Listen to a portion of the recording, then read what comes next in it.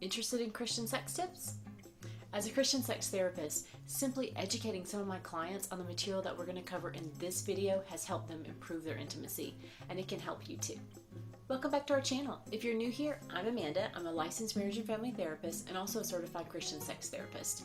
And on this channel, we're here to encourage and inspire you to live a life of influence in every way. The following 10 tips and a bonus tip at the end come from my favorites, Dr. Clifford and Joyce Penner, and their little book, What Every Wife Wants Their Husband to Know About Sex. So let's get started.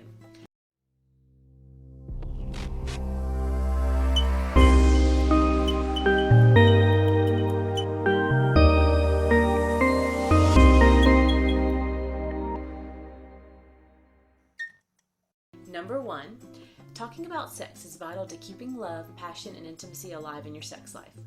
Great sex doesn't just happen, but if you're intentional, you can make it fantastic. Communication is key. I know this topic isn't always comfortable, but it's important that you become comfortable talking about it with your spouse. This allows the two of you to connect better. It's also wonderful if you're able to talk about sex outside of the bedroom and truly listen to one another and truly listen to each other's hearts and desires. Number 2, men often connect and feel loved through sex. Women tend to desire sex as the consequence of feeling loved and connected. Put another way, men want to have sex to feel close, and women need and want to feel close before they have sex. This is just God's great way of getting us to communicate. Number 3, the man has the key to the woman's sexuality: affirmation. Women are two-tracked. They are physical and emotional. The man is one track, just physical, and that's great. But for the woman, it is physical and emotional. So if you want to be able to have it be great for both of you, you need to be able to connect with your wife emotionally.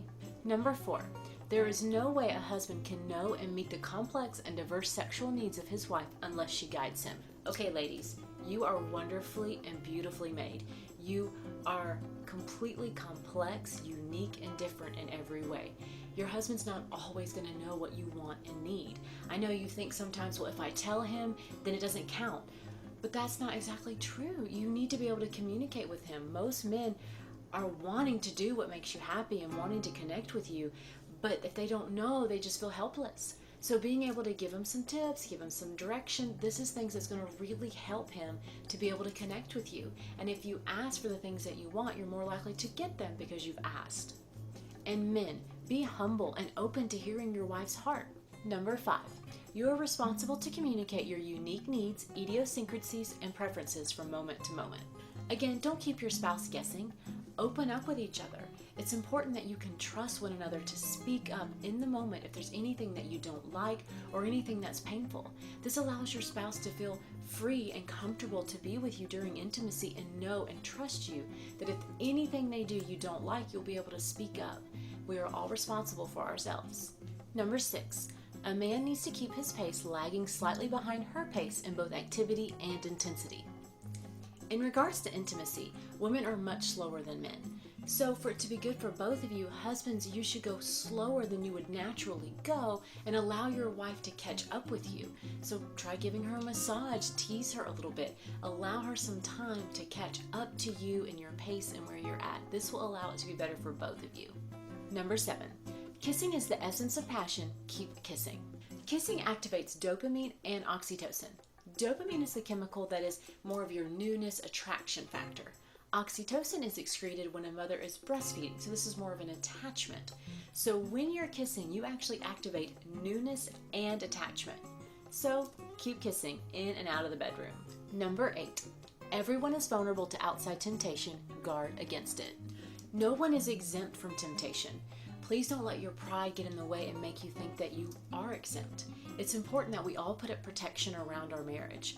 Talk with your spouse about what safeguards you can have in place to protect your marriage. Number 9, temporary disruptions of sexual functioning are normal. Persistent disruptions of sexual functioning will require outside intervention. All married couples go through disruptions in their sexual life at some point in time, and this is completely normal, and it's important that you also know that this is normal to happen. However, if it's persistent, then you may want to seek out help. Also, if you are having any kind of pain, that needs to be worked on pretty much immediately. That is something that can't be allowed. If there's any pain, you need to stop. There are different ways that you can get help. It may just be your medical doctor. Perhaps you need to take your gynecologist appointment. You might need sex therapy. There's also physical therapy with pelvic floor specialists. There's a variety of different ways and different things that will work specifically to you and what your concerns are. But what's most important is you begin this first step and begin to seek out help. Number 10, like everything else in life, sex won't always be a 10. Make sure your expectations are realistic. Hollywood should not be your example. And as mentioned earlier, a bonus tip. Men, to improve your lovemaking with your wives, touch in circles and not straight lines. Women are different. For more tips, please check out our 4-part video series somewhere around here on lovemaking. And if you like this video, please give us a thumbs up and please leave us a comment down below. And as always, subscribe for more weekly influential encouragement and inspiration. See you next time. Bye!